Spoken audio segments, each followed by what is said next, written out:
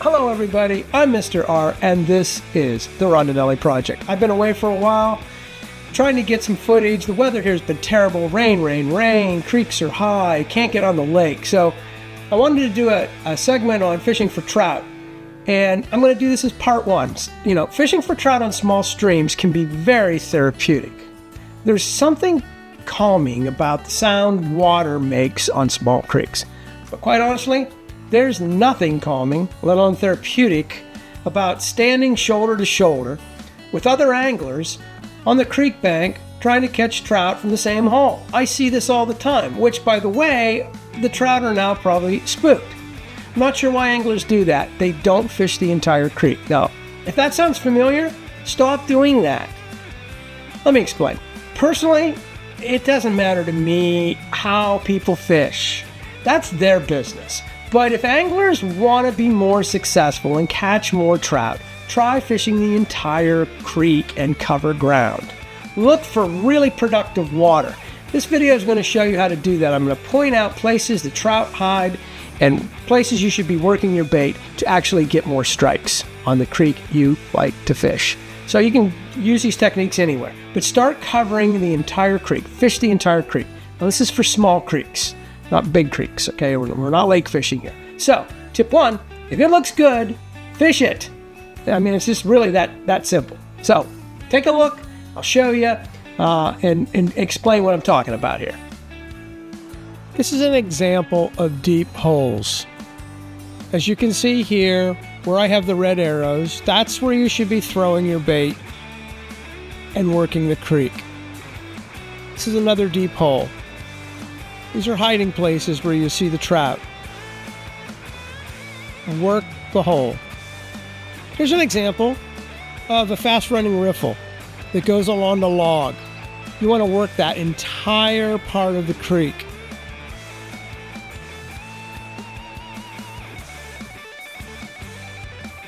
Here and behind the rock, along the eddy flow, all the way down through into the deeper water. These are great places. In behind this rock here, this undercut where you have overhanging rocks, that's just a magnet for trout, and they'll hide in there.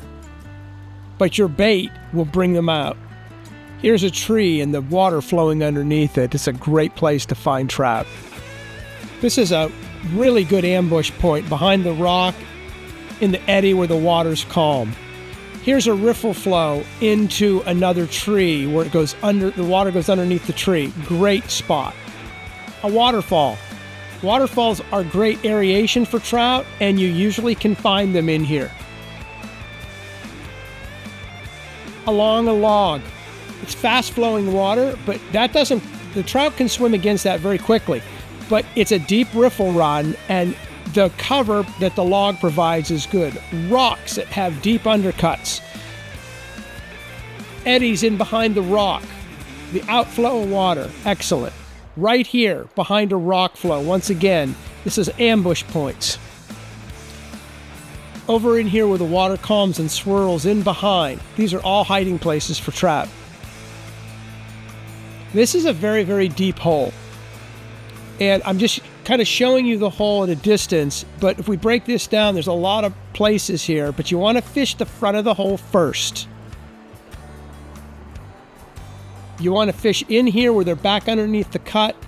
There's all sorts of ambush points here, overhanging rocks, deep, slow eddies.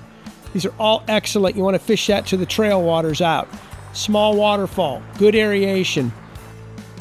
Here's another deep hole. Good ambush points here. Trout love to be back into those dark places, but you bring your minnow out there and work that in front of there, they'll come flying out of there after that. Root ball, fast flowing water. These are great places to get a strike from, but you got to put your bait in there and learn how to work it against the current. As you move down the creek, you want to look for blowdowns.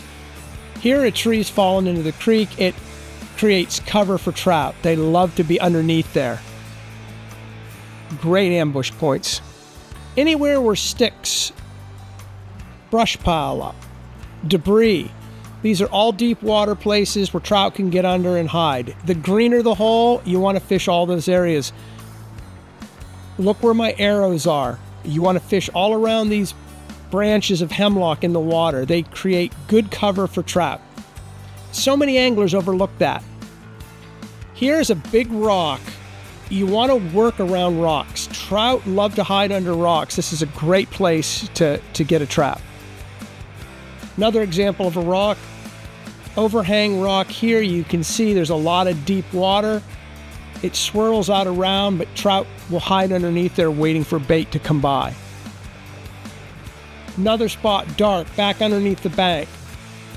Really good. Now moving down along the creek bottom as I walk in here, this is a long, very calm area of water, but it's deep, and you got to be careful how you approach this. You don't want to spook trout by creating too much vibration on the bank, but these are great ambush points too. You work your mini up against the current here. There's so many places here you got to work. You can't overlook these. You got to keep working. Underneath waterfall. Great spot. Good aeration. Some more examples. And unfortunately, the harder it is to get into these places, that's where the trout are. Trail waters out of a hole. Deep, long flowing riffles. They tend to be out there when they're feeding, and they'll hide back in the holes when they're not. So these are areas you have to hit. Root ball, great cover. Look for cover points. Think like a fish. Don't overlook little things.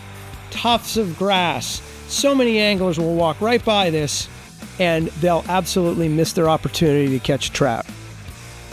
Remember, if it looks good, fish it. If you're new to trout fishing, here's a tip. Don't fish in one place for trout. Just like I showed you, there's lots of places on a creek. Move up or down the creek until you find cover as you go. I might go a mile or two, fishing everything that looks like it could hold trout.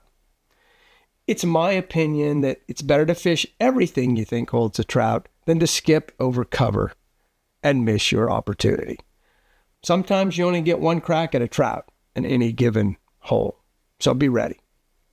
I'll be back with part 2 of this film once the weather gets better. I'll try to get some footage of catching more trout. I don't have a cameraman, so it's really hard to get good trout footage when you try to do this by yourself on a small stream. But I'll do the best I can and see what I can do. Until next time, I'm Mr. R, and this is the Rondinelli Project. Hit that like button. And if you're thinking about subscribing, please do so. Till next time, we gone.